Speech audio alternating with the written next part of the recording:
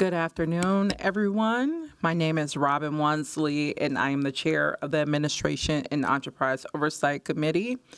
I'm going to call to order our regular committee meeting for today, June 9th, 2025.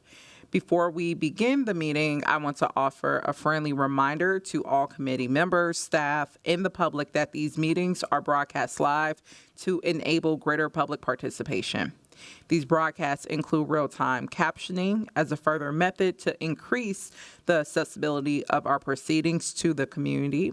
Therefore, all speakers need to be mindful of the rate of their speech so that our captioners can fully capture and transcribe all comments for the broadcast. So with that, we ask all speakers, again, to moderate the speed and clarity of their comments. And I'll now ask the clerks to call the roll. Councilmember Vita. Present. Ellison is absent. Cashman. Present. Chugtai. Present. Vice Chair Palmisano is absent. And Chair Wansley. Present. There are 4 members present. Let the record reflect that we do have a quorum, and I'll remind my colleagues also that we're going to be using speaker management. So please make sure to sign in. If you have any questions, please check in with the clerks for assistance. That said, there are 24 items on the consent agenda, which I'll now read for the public record. The first is a gift acceptance from the National Indian Health Board of Airfare, Lodging, and Per Diem.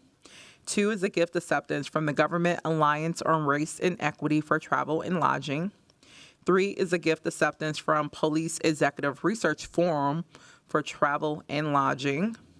4 is a gift acceptance from Skidio for 2 individuals in the Police Department for Travel, Lodging, and Meals.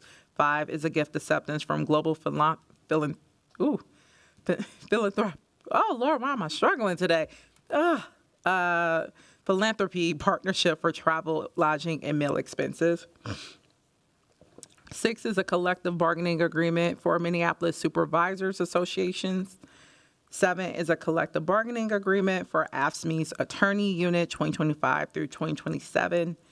8 is an initial collective bargaining agreement with Minnesota Public Employees Association, MPD inspectors and commanders for the period of January 1st, 2024 through December 31st, 2026.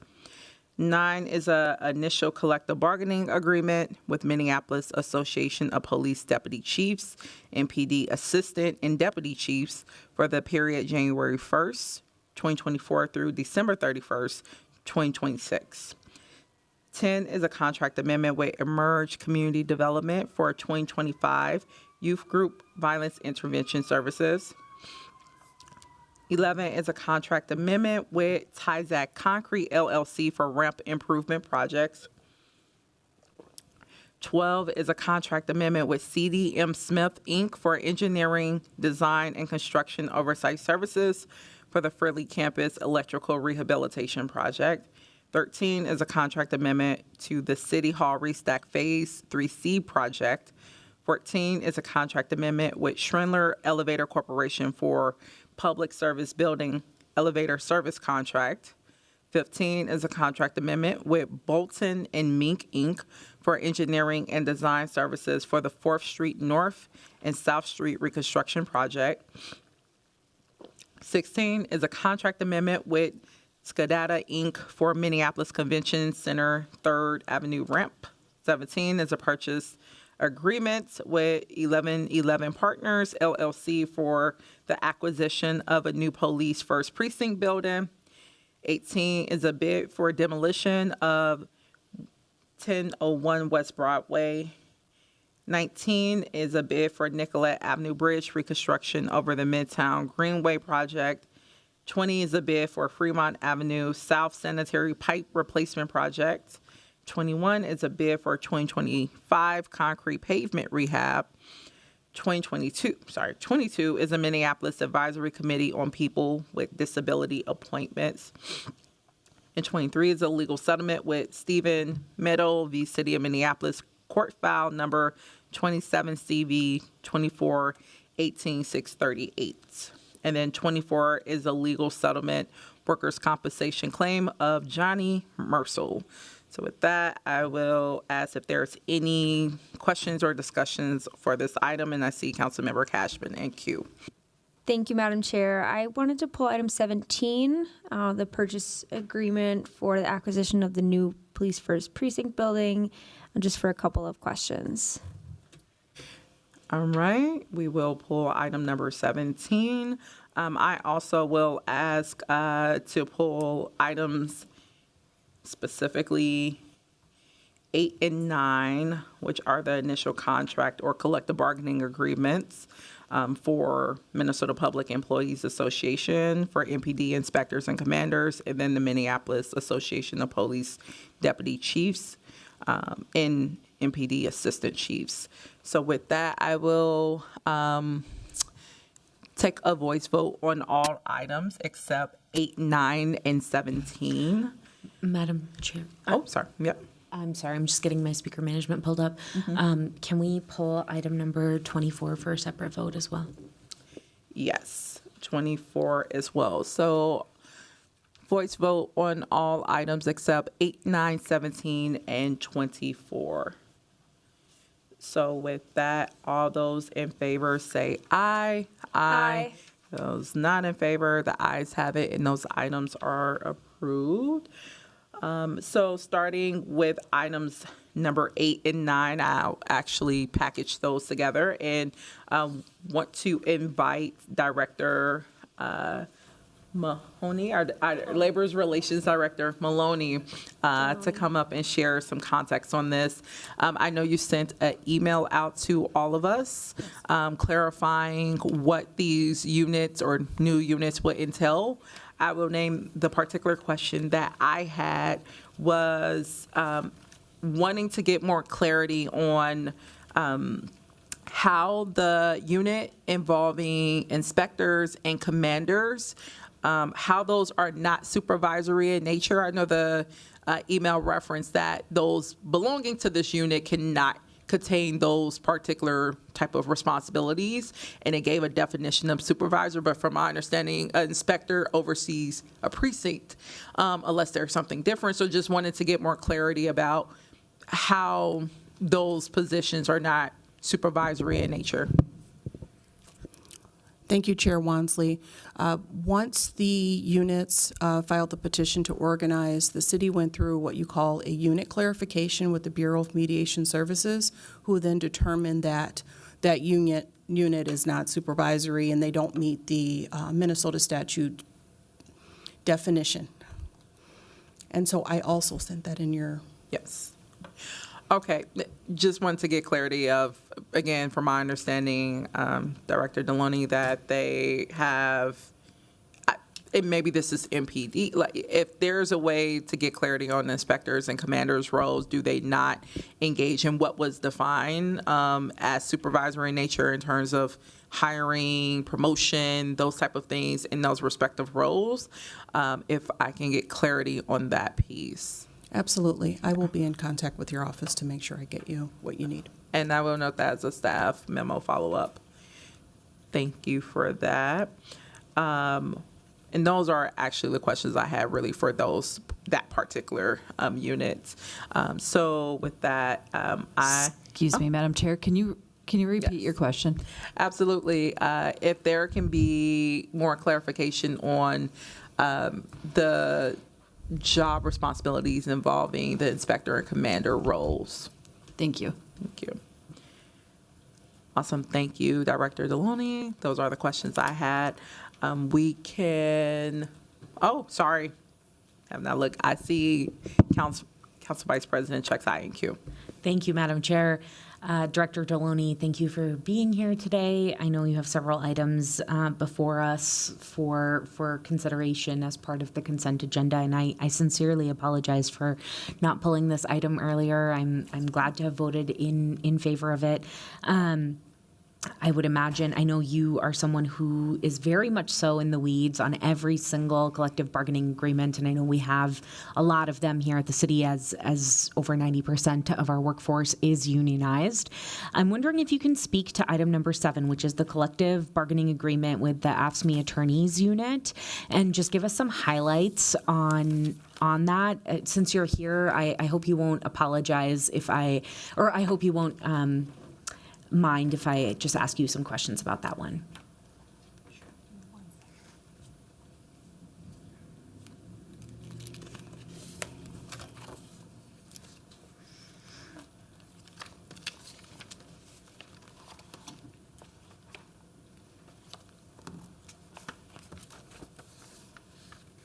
All righty.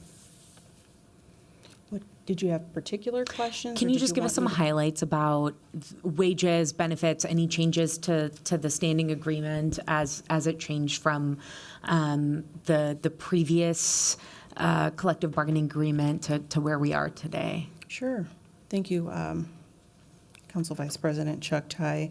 For the agreement reached with AFSCME attorneys, this is a 3-year term. The previous contract expired December 31st of 2024. The new contract is in effect 1/1 of 25 through December 31st of 2027.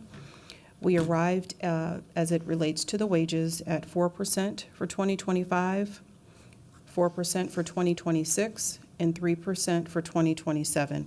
That is applied to wages and longevity. We also reached an agreement on a number of non-economic items, enhanced promotional process. The department is working closely with staff to build an in-house process intuitive to their business need. Enhanced a Super Step Achievement Award process. Updated the grievance procedure and notifications. We updated model language to progressive discipline language, union representation language, you name it. We just really went through in a thorough manner to address the terms and conditions of this agreement. I appreciate that. Thank you for outlining those changes.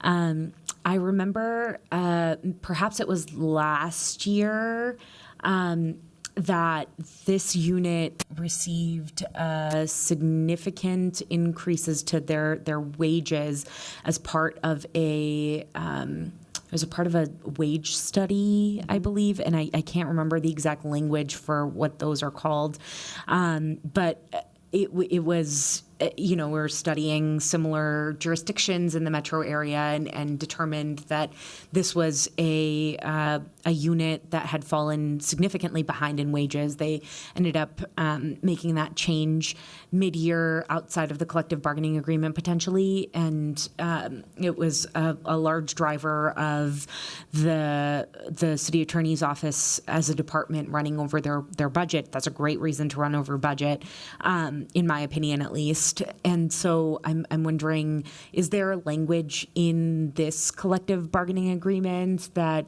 outlines how often those types of studies happen? And could you just speak to how often they happen? Thank you, Vice President Chuck Tai. Traditionally, every 3 years, truly the department holds the discretion to request such study to be conducted, and it had been quite a while since this department had a study conducted, which led to the double-digit increases following that study to offer competitive wages. That's very helpful. Thank you. You may remember, Director, a couple of years ago now, I'm very proud to have authored a budget amendment that was supported unanimously by the previous council that I served alongside, to offer some incentives, recruitment, retention, economic incentives to members of AFSCME within our city, which include the attorneys unit and the general unit, and make up the largest sector of our unionized workforce. So really excited to see some of these incredible increases to wages. I mean, 11% over 3 years is no small deal, especially coming off of an adjustment to wages last year based on a market study. Market study, that's what it's called. And so just grateful for your work and the labor relation team's work on this collective bargaining agreement, along with the Supervisors Association and MPEA with the inspectors and commanders and the Deputy Chiefs Association. Thank you. Thank you. Thank you, Council Vice President. I'm not seeing anyone else in queue. Director Deloney. So with that, I will do another voice vote. All those in favor say aye. Aye. Those not in favor? This is 8 and 9. And those carry. So next we will move to item number 17, which I know Councilmember Cashman had some questions. Thank you, Madam Chair. I was just wondering if Director O'Brien would come up for a couple questions on this. This is an amendment to the purchase agreement for the first precinct, the new first precinct. And I think I'm understanding correctly that the cost is going up by 1.26 million for the purchasing of this building for a total not to exceed 20.4 million. And wondering what's the nature of that additional expense here. Yeah, fantastic. Good afternoon, Madam Chair and council members on the committee. My name is Barbara O'Brien, and I have the honor and privilege of being the Director of Property Services for the City of Minneapolis. First, Councilmember Cashman, I would like to point out a very distinct difference with this request for council action and what Property Services traditionally brings forward. Property Services traditionally brings forward contract amendments that tend to reflect change orders as they are happening in the project. And so that is our standard or more common practice. Today, in front of you, this RCA is a reflection of an amendment to a purchase agreement. Mm-hmm. This project is actually being built in a turnkey methodology with a developer. And so the amendment that is brought forth today is a reflection of a series of change orders that happened during construction. They were either unforeseen conditions because it is a facility that is older and in the downtown area, or they were owner-driven. At a certain point during our design phase, some of our settlement agreement items came forward. And so we went back and we requested for some design to be done so that when we did take ownership of this new facility and moved our staff in, we knew that we were in full compliance and from the very beginning. And so the dollar amount associated with this amendment is a reflection of change orders that happened during the construction phase. And this amendment actually allows us to be financially prepared to go into closing, which we'll be able to schedule after we have this. We're not asking for more money. We have the funds available. We're just asking for the purchase agreement to be amended to reflect the change orders that we've requested. So hopefully that answers any questions. Mm-hmm. I'll stand for further questions if there are any. Yeah, do you have any specifics on what some of those change orders were? Certainly. So a couple of them were amenity related. We did add a specific room that has laundry facilities, as well as a bathroom facility for officers so that they do not have to take soiled materials home with them. Mm-hmm. That is something that had been pointed out as deficient in the facility assessments prior to us going into design. There were other issues that were change orders associated with HVAC and electrical, kind of brought on by unforeseen conditions, so basic infrastructure components related to the building. Okay, thank you. And then what is the full budget for this building? The full budget for the building is $20,430,396. So that's for the purchase from this And developer Correct, and the build out. and the build out. Yep. And then what will be the annual operating costs? So we have assessments and estimates of that, and I will have to provide that in a memo to you. I'll be happy to do that. That would be great. Thank you so Okay. much. And then what else will be in the building? Because this is a pretty big building. It's next to the convention center. I Yeah. know it connects by Skyway to a hotel. I think we're only using the first floor, if I remember correctly, or? So we actually have 3 floors. Okay. And then we have on the east and northeast side of the building is kind of turned slightly. And then we have the subterranean portion of the parking ramp. The rest of the building is being developed by the same developer, 1111 Partners Incorporated, or LLC, and it's being developed as a boutique hotel. Okay. The rest of the building will be a boutique hotel eventually? Yes. Okay, thank you.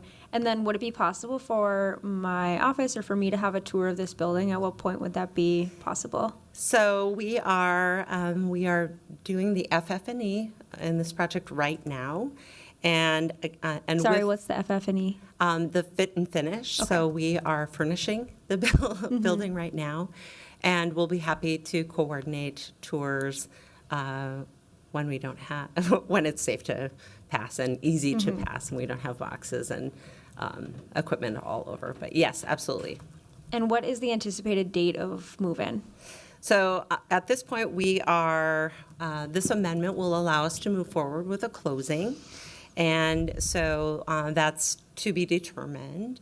And once we have, once we are able to go through closing, then I'll be able to answer that question because we'll be able to set that date as well. Is it anticipated this year? It's anticipated sometime in the month of July. In July, okay, thank you. Yeah. All right, thanks for answering those questions. Yes. Thank you. I see Council Vice President Chuck Q. Thank you, Madam Chair. Director O'Brien, thank you for answering those questions. Just a quick follow-up. I'm curious to understand what is happening with the old First Precinct building and whether that is a part of, and I apologize if I've missed this, if it's a part of a previous capital budget that I may just be misremembering, or it may not be, I may not be able to recall right now, or what the process will be to determine how that site will be used. Yes. I can tell you that we, as part of the settlement agreement, there was several areas that demonstrated that training for MPD, training space for MPD was very deficient. And so we will be, as soon as the First Precinct staff and officers and their equipment are able to move into the Century Plaza building, with this purchase finalized, we are moving forward to make some minor modifications to our owned facility that is the current home for First Precinct, to convert it to training space to help support the training needs identified in the settlement agreement for MPD. There's no plan for it to have a different city purpose, or is there still an opportunity for such a thing to happen? So there are opportunities in the future. As you know, in the capital program, we have identified a training center. The Hamilton School, which is currently the training center, has a number of deficiencies. And so we have, in our capital program, we have identified a project that would deliver a new training facility, not just for MPD, but also for fire and for 911. So it would be an emergency responder training facility. And then at that point, we would be able to take from the temporary training space at the current first precinct. And so it would have the opportunity in the future to be reconsidered for something else. We consider this to be very temporary until a new facility designed and built for training for emergency responders is executed. Yeah, and I appreciate that. So I know temporary, medium term, and long term mean something different to me than they do in your world, where you're planning, decades out at times. And so when you say temporary, what does that mean? Like, are we talking like 1 year, 1 to 5, 5 to 10? I think it's safe to say 3 to 5 years. 3 to 5. Okay, that's helpful to know. Thank you. I'm glad I asked. And then I think my last comment on this will be, I'm not sure if this is something that you've been tracking, but I want to make you aware of it right now since the opportunity is here. But something that I submitted as a part of my budget priorities that are being transmitted to the mayor now that they have the council authorization to do so.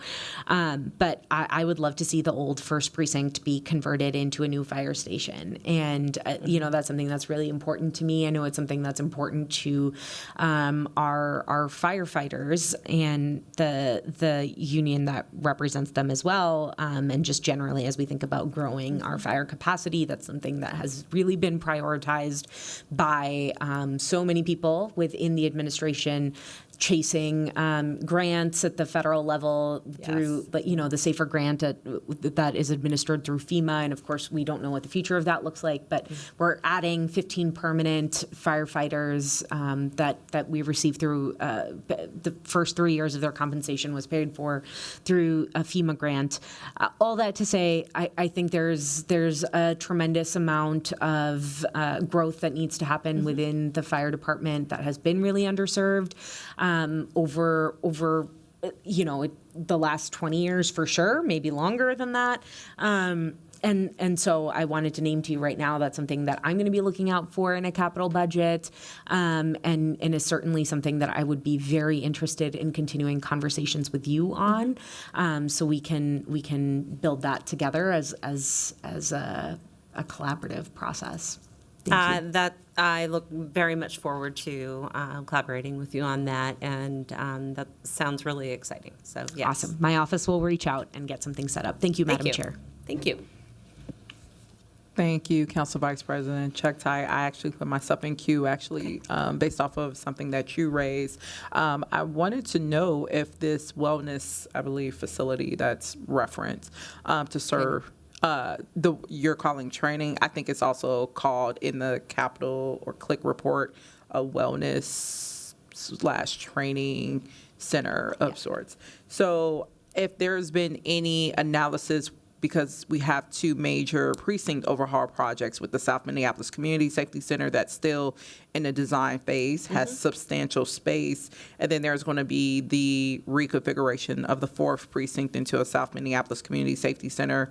Don't know what that looks like, if that will require another acquisition of a building. Has there basically been exploration of integrating this same facility into these existing sites where we've already purchased? They have pretty substantial square footage and or potential, because one has not gotten figured out yet, and be able to fold cost into an existing project, considering I think we're all going to be having many conversations around how everyone is having to tighten the belt, quote unquote. So also, what does that mean for our capital project? So just wanted to see if there has been some deliberation in that. Yeah, Councilmember Wansley, I'm really glad that you brought that up. Thank you. I think it's really important to note and articulate that the 4th precinct is going to be undergoing a feasibility study in the upcoming months. We'll start with that process. And that process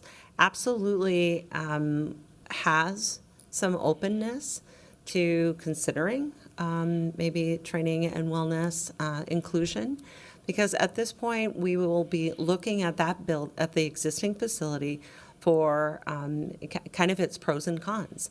Can it be added onto? Can it be adapted? Can it be, does it have opportunities for expansion to meet the current needs as well as maybe expansion for some other needs?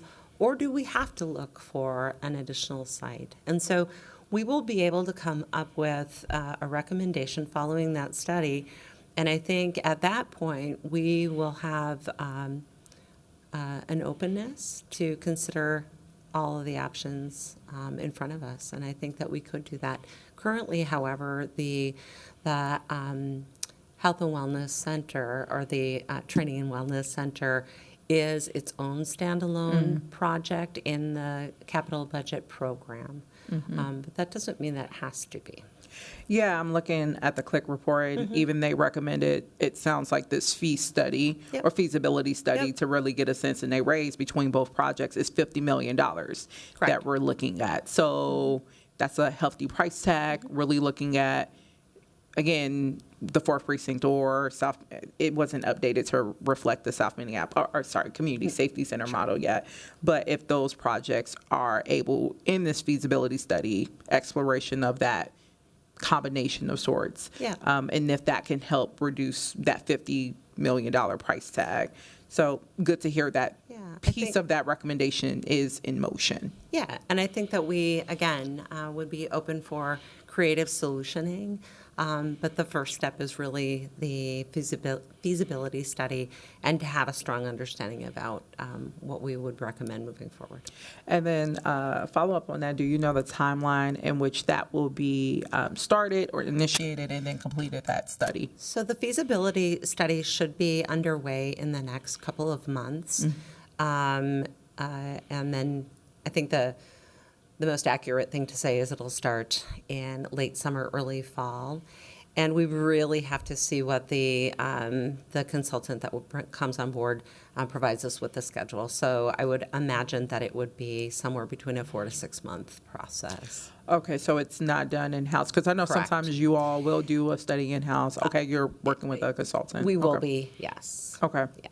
Okay. That's all the questions that I had. Thank you, Director O'Brien.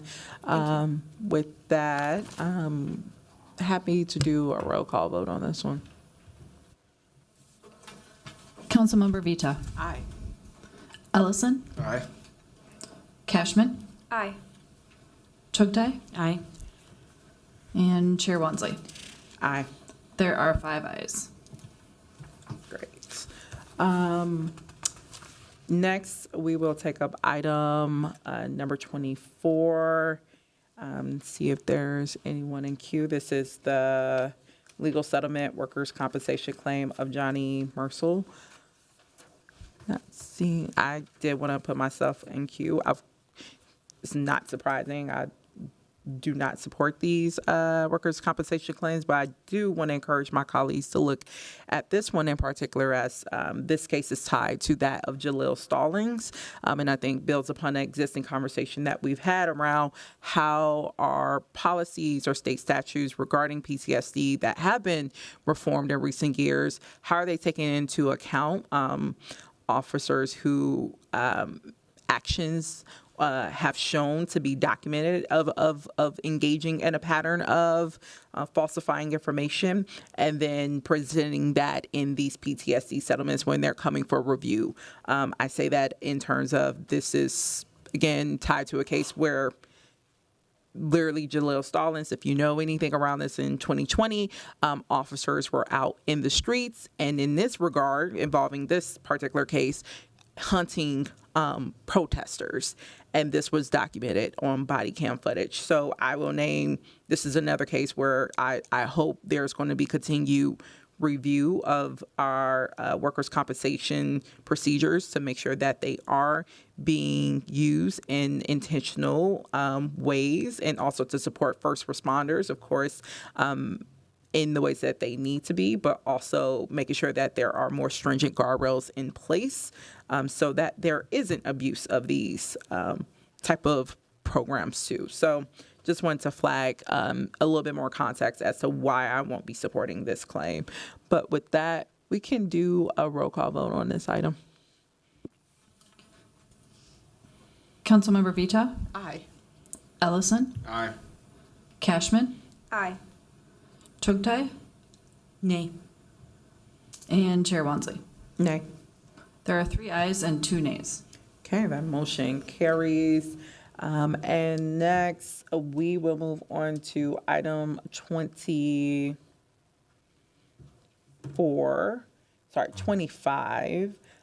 which is first quarter report on staff purchasing letters from our finance department. This is a standard receive and file item, and while there is no presentation from staff, they are, of course, available for any questions that committee members might have. I'm not seeing any in queue. So with that, I will ask the clerks to just receive and file that report. Next, item 26, which is the final item to come before our committee. It's going to be a presentation from the Healthcare Reparations Cooperative on the Reparations pilot project. With that, I will ask Hadija Steen Mills to come up and initiate that presentation for us. Welcome, Hadija. Right. Whew, okay. I think everything's good.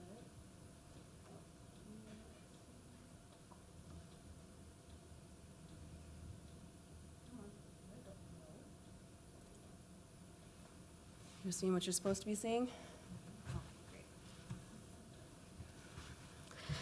All right.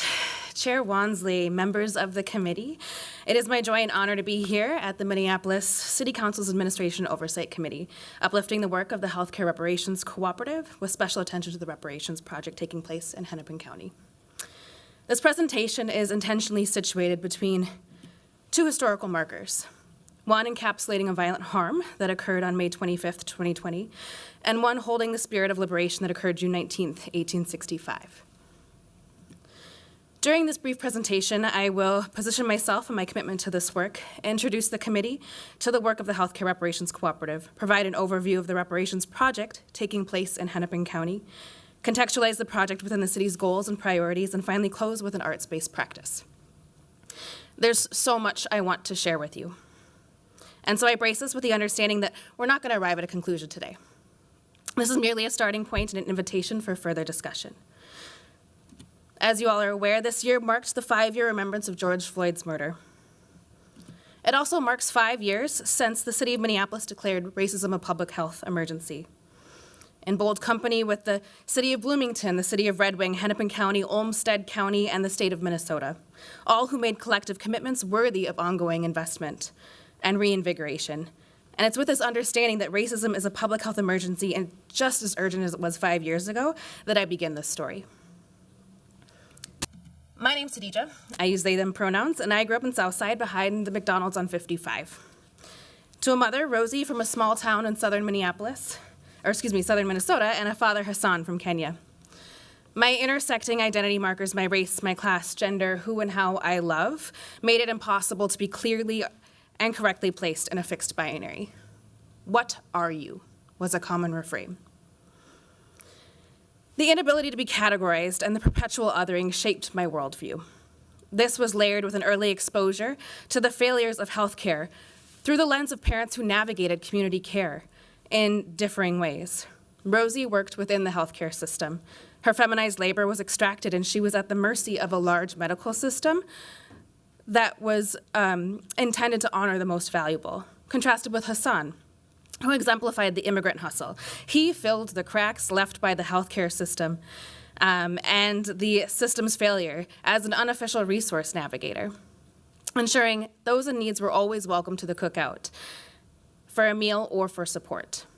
These early in life experiences highlighted the breadth of healthcare failure, the depth of ongoing harms, and a lack of alternatives, and the role that racism plays in shaping it all. While racism and health are deeply intertwined, the ways racism operates is not linear and it is in fact cyclical. So that it's true that racism influences health outcomes, it's equally true that health outcomes shape racial constructions and racist ideals. The relationship between racism and health has changed and evolved over time, further entangling the issue. I was brought to this work through lived experiences that captured one lens of a kaleidoscope of structural failings, and I've remained because I believe in a better health and healing landscape, and I know that we can create it together. The cooperative emerged from the work of the Black Liberation and Abolitionist cohort in 2020, a coalition of Black activists, artists, storytellers, and healers. And in 2020, we were approached to pursue an innovative solution to a community problem. Negligent health systems intersecting at the epicenter of a racial reckoning. In response, we brought together our relational networks and maximized our resources.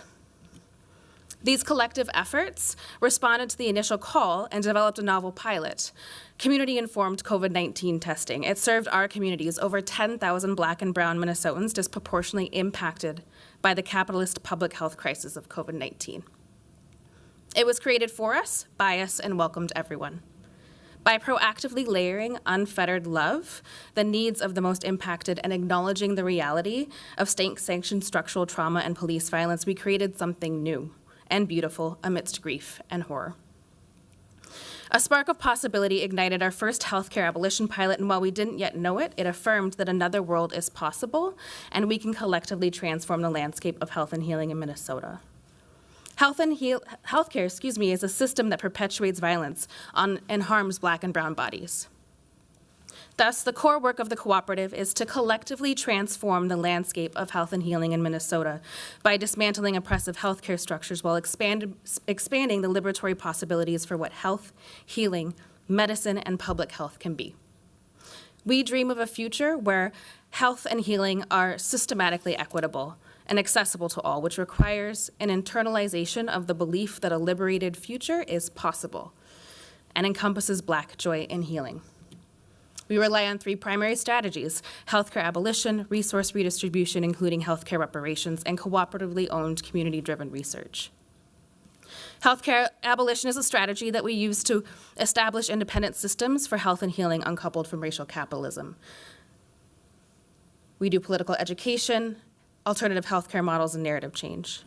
Resource redistribution is a strategy working to establish an is a strategy working to address the fundamental causes of health inequities and really acts as a bridge between the systems of healthcare and the future health and healing landscape we are collectively building. This is where the Reparations project sits. And then lastly, community meaning making is a strategy working to catalyze authentic and cooperatively owned community-driven research to recenter health and healing narratives and solutions. To quote Bassett and Galea, there has not been a single year since the founding of the United States that Black people in this country have not been sicker and died younger than white people. A growing consensus highlights a structural basis for these preventable disparities, structural racism, clarifying the need for a structural solution. Reparations have an important role in public health and addressing the legacy of harms contributing to health inequities. And the Reparations Project is an intervention nested within the cooperative's programming and supports the work of transforming the landscape of health and healing in Minnesota. To be clear, the Reparations Project is a project of construction, of world building. It is future-facing in orientation and builds a healthcare that does not harm. Olufemi Taiwo, for the captioners, that's Olufemi Taiwo, names a common worry. The ambitions of the world-making project recommended by the constructive view may make reparations appear beyond daunting. How can we possibly succeed at a task as immense and contested as building a just world? He goes on to say the unjust world order we have is the outcome of 5 centuries of human action. It would be an incredible achievement to undo this evil in half that time. But he calls us to embrace an ancestral approach to world making the moment bigger and intergenerational. It often takes everything a generation has just to win the struggle immediately in front of us. And if they pass on the right things, and if we in the generations that follow pick up what they left us, that can be just enough. And while not without risks, the landscape is primed and the foundational research exists. And at the heart, the Reparations Project operationalizes the integration of economic, systemic, and interpersonal reparations in the context of health to address the systems and structures undergirding injustice, disparities, and health inequities with the goal of reuniting health for all. This project has the potential to transform the landscape of health and healing in Minneapolis, in Hennepin County, in Minnesota, and beyond. The Healthcare Reparations Cooperative is unique in structure and approach, making us the leaders to boldly move this work forward. And with a unanimous vote in November, the Hennepin County Board of Commissioners seated the Reparations Project as a bold opportunity to reinvest in novel initiatives working to address the crisis that is racism. The one-year, $250,000 investment is an opportunity to begin the Reparations Project. We're aware that research and researchers have a tendency to frame questions from a point of deficit. This approach lends itself to victim blaming and overlooking the systemic issues that perpetuate inequities. This project flips that tendency and frames the counter-narrative that celebrates and uplifts those who have thrived despite under-resourcing and violence. So instead of a traditional research question that solely asks, how could an influx of monetary reparations fix past medical harms, we expand the line of questioning to include what are the interpersonal, institutional, and structural drivers of inequity that have actually created the need for reparative interventions in healthcare settings. And then how do we best catalyze the present moment's history, legacy, place, and ongoing movement work to do something different? Given this project's main questions are, what do reparations mean in the context of health in Hennepin County, and how can the implementation of place-based reparations in health transform disparate community health outcomes? To answer these questions, we're weaving public health critical race praxis, the grounding methodology, and community-based participatory action research as the operational approach. Both have iterative approaches that require time and investment in communities most impacted by the issue at hand. So to get to the fun of it all, the project's been parsed out into 4 primary phases. The first phase is a partnership and momentum building phase, and it includes a buffer for onboarding and expansion of key personnel. And then the 4 main objectives after intentional personnel expansion are to convene organizational partners, individual stakeholders, refine the scope and research questions, and develop a project-specific accountability plan.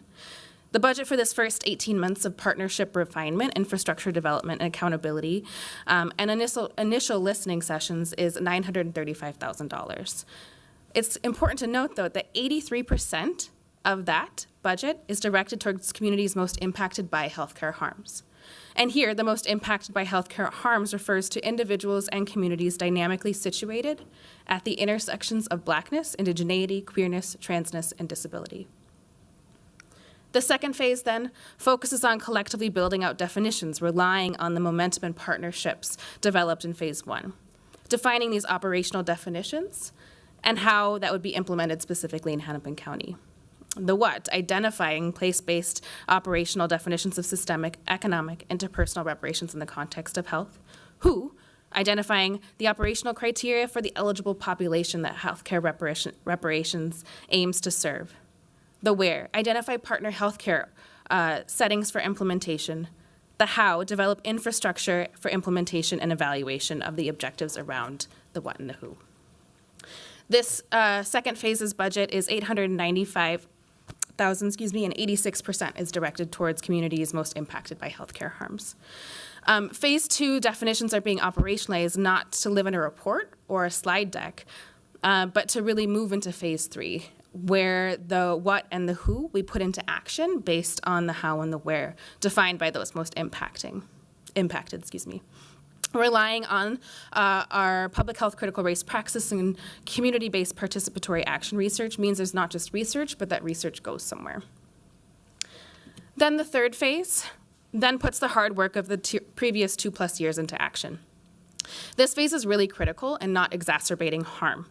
And by this, I mean if that we get through the first 2 phases, and then we take that vulnerability, that trust, those stories, and the recommendations are not able to do anything with them, we will have misused the hope we asked others to gift us with.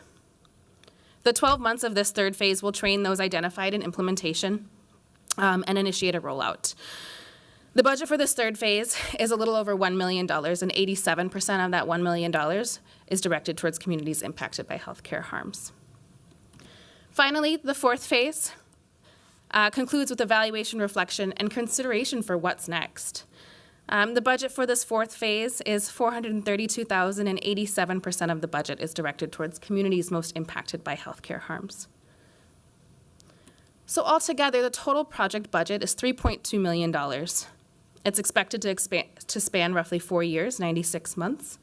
Through strategic partnerships, design, and budget development, a total of $2.7 million, or 85%, will be directed towards communities most impacted by healthcare harms.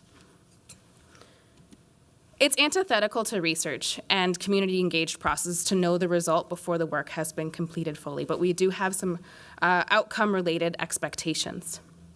This project has been designed with care and builds on the existing research and years of national and global work, inspiring processes of repair. Others across the United States and the globe have pushed for reparative strategies to collectively build a better world. We're not alone in giving and naming that better futures and more equitable health outcomes require reparations. Given this, we expect to model one way to collectively define and implement reparations in the context of health, and then that can be expanded to other locations. The current geopolitical backdrop makes this a vulnerable and targeted project. Despite working towards this over the last 5 years, we could never have imagined rolling it out under these circumstances. Given this, we expect to be met with hate. The Reparations Project is situated in a larger body of work that is the Healthcare Reparations Cooperative, and the cooperative's collective effort to transform the landscape of health and healing, and therefore has embedded accountability practices that will shape and drive this project forward. Given this, we expect to practice accountability as a means of not exacerbating community pain. Efforts at the local, hyperlocal, and regional level have and are pushing for reparations in different forms. Given this, we expect this project to continue to learn from and with those efforts in hopes of unsticking stuck initiatives and building momentum. This project has been designed not just to move forward an outcome, which is a given, but for the process to be an example of what it can take to define and implement place-based reparations in the context of health. Given this, we expect others to look to Hennepin County as a leader and perhaps take up their own reparations project to improve health outcomes. To quote one Minneapolis resident, "I believe in the power of a transformed landscape of health and healing because my healing is inextricably linked with your healing. Because injustice is the single greatest contributor to ill health." Another local resident said, "I believe in the power of healthcare reparations because they directly address deep systemic harm inflicted on Black, Indigenous, trans, and queer communities through generations of medical racism, neglect, fear, and exploitation. Historical injustice requires repair, and persistent health inequalities are not accidental. When the health of entire communities is undermined by racism, it weakens public health for everyone. Repairing those harms strengthens our collective well-being and reflects a commitment to human dignity and justice. Trust must be intentionally built, and reparative investments are a path towards rebuilding that trust. Racism is still a public health emergency, a crisis, as defined by Sandra Galea, that affects a large number of people, threatens health over the long term, and requires the adoption of large-scale solutions. And as named in the resolution declaring racism a public health emergency by the City of Minneapolis, being anti-racist means moving and speaking in ways that repair, not simply abandon more than 500 years of racist policies and practices. Anti-racism means actively participating in dismantling racist systems and institutional practices, as well as addressing personal and interpersonal acts of racism. While this project is seated by Hennepin County, and therefore focuses on the historically constructed county borders, the impact extends well beyond geographic boundary. I quote, "Disparities do not end at county borders. Strengthening partnerships will be integral to reducing inequalities that exist in Hennepin County, the metro region, and the entire state. We cannot solve this alone. Hennepin County can lead by testing strategies that work in other counties. Our approach is inclusive and collaborative. We will plan to organize across the region and invite partners. We will work together to provide rational and effective solutions and strategies that level the playing field for all Minnesotans. This sparks one such solution. So in our time, I have positioned myself and my commitment to this work, introduced the committee to the work of the Healthcare Reparations Cooperative, and provided an overview of the reparations project taking place in Hennepin County. I've contextualized the project's goals within the city's goals and priorities. Before I end with an arts-based practice, I also want to invite up Commissioner Connolly to say a few words around this project. Welcome, Commissioner Conley. Thank you, Madam Chair. Thank you, esteemed members of the committee. My name is Angela Conley, a Hennepin County Commissioner, and I have the privilege and honor of representing constituents in 8 of the 13 council wards. It's the only commissioner district that has that uniqueness to it. I'm also the chair of our health committee and authored the resolution that was passed unanimously that you heard to provide the seed dollars into this work. I am a true believer in what this research that you just heard about will give us the answers to. I'll give you a little bit of a timeline. A couple of years ago, I authored an investment of about $10 million into maternal health due to the egregious disparities in outcomes for Black and brown birthing people. It created the first ever Birth Justice Council. A year after that, I invested our board through a resolution that I authored, $2 million into heart health, because as we learned from the Hennepin County Medical Examiner's Office, heart disease was the #1 killer, currently is the #1 killer of Black women in Hennepin County. So this work just made sense. I asked myself the question, what is the driver behind these disparities that we're investing into to reverse the disparate outcomes? And it truly is what you just heard from Hadijah and what you just heard about the Healthcare Reparations Cooperative is groundbreaking research into the institutions that make us sick. It is a health obligation that we look into the important research questions that will be asked by the work that the Healthcare Reparations Cooperative will do. If we are not able to answer that question through this research, then we will not get to a point where we see the disparate outcomes reverse.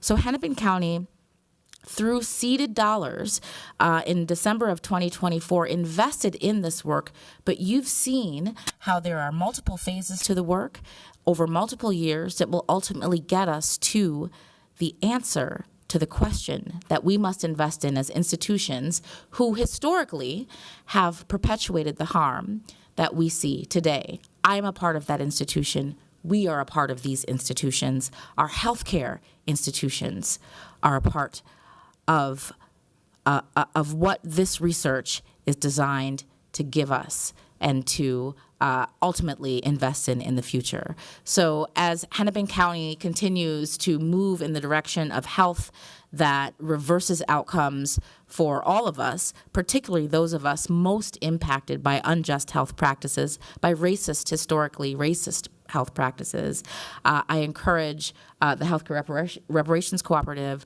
I encourage my colleagues here to look at ways that we can continue to invest in this work, look at ways that we can answer these important research questions for the health and well-being of all residents of our city, county, and state. Thank you.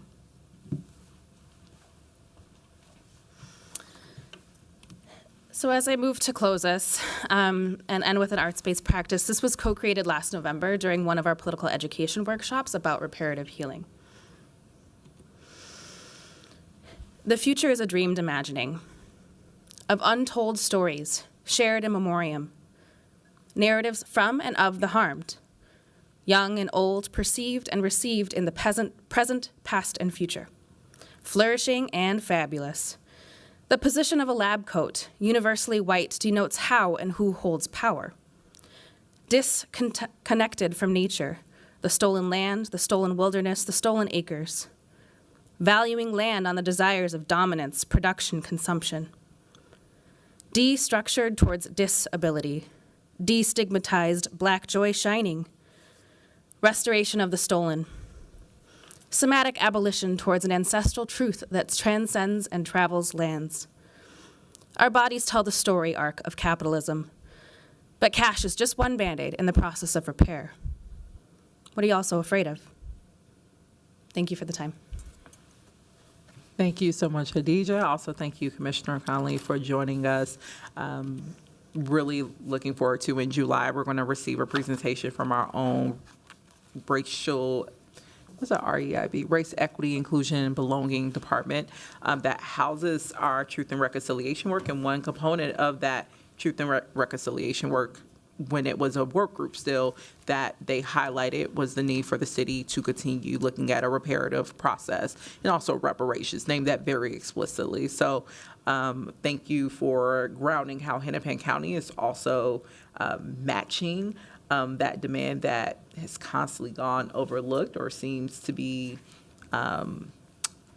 repressed after 2020 in many ways, and really grounding what I hope in our own truth and reconciliation process, like what we need to be looking at. So thank you both for being here.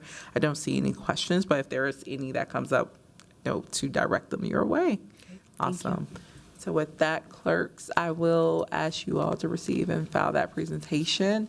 With that, we have concluded all business here today, and we are adjourned.